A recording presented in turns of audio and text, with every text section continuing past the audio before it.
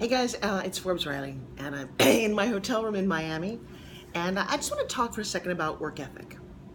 You know, it's a funny thing that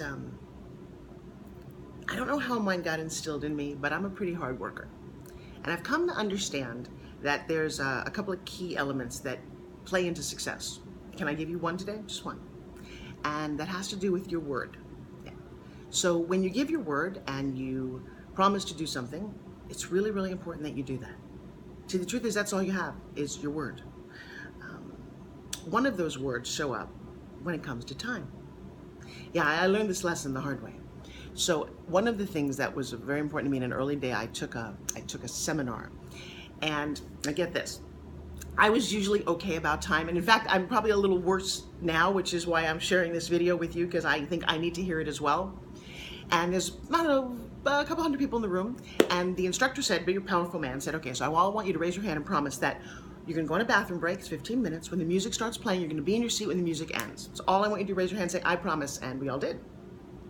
So the music's playing, and I know I'm freaking out inside. I think everybody else is. We kind of rushed to our seat. I'm in the seat well before the music ends. Music ends, da-da-da-da, quiet, quiet, quiet, and then in walks this woman. Oh my gosh. Everybody turns to her.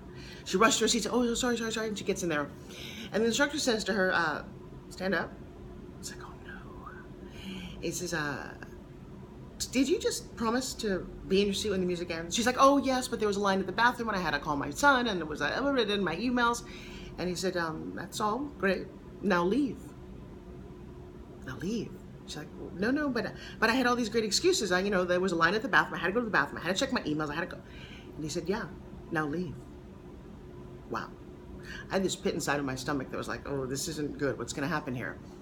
And she started to go on and get very upset. Well, she had great excuses. Basically, the lesson was, and he pointed out to her, is how many times in your life you have excuses. And she went on, and she's crying, and we're all getting very, very uncomfortable. And ultimately, after about 15 minutes, now this was a long 15 minutes, she was completely broken down and just shattered. And she looked at him and said, I get it. I get it. May I please stay?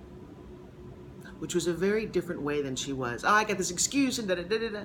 It was a very deep, new, renewed commitment to what she was all about.